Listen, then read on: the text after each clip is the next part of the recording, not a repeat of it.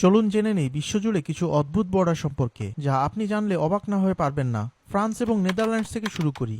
এই দুই দেশ ক্যারিবিয়ান সাগরে সেন্ট মার্টিন নামে একটি দ্বীপের বর্ডার শেয়ার করেছে। দ্বীপটি একই নামে ফরাসি অংশ এবং ডাচ অংশ নিয়ে বিভক্ত। এটি পৃথিবীর একমাত্র স্থান যেখানে ফ্রান্স এবং নেদারল্যান্ডের সীমানা রয়েছে। এরপর সাইপ্রাস এবং যুক্তরাজ্যের ভেতরেও স্থল সীমানা রয়েছে, যা এই দ্বীপে দুটি সামরিক ঘাঁটির উপর যুক্তরাজ্যের নিয়ন্ত্রণের কারণে হয়েছে।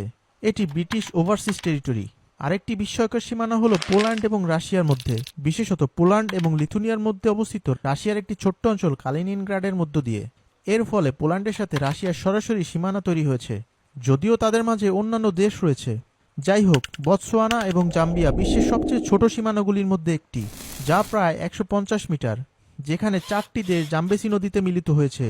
এবং অবশেষে, বিশ্বাস করুন বা না করুন, কানাডা এবং ফ্রান্স একটি অপ্রত্যাশিত সীমানা ভাগ করেছে। ফ্রান্সের এখনও উত্তর আমেরিকায় ভূমি রয়েছে, যার নাম সেন্ট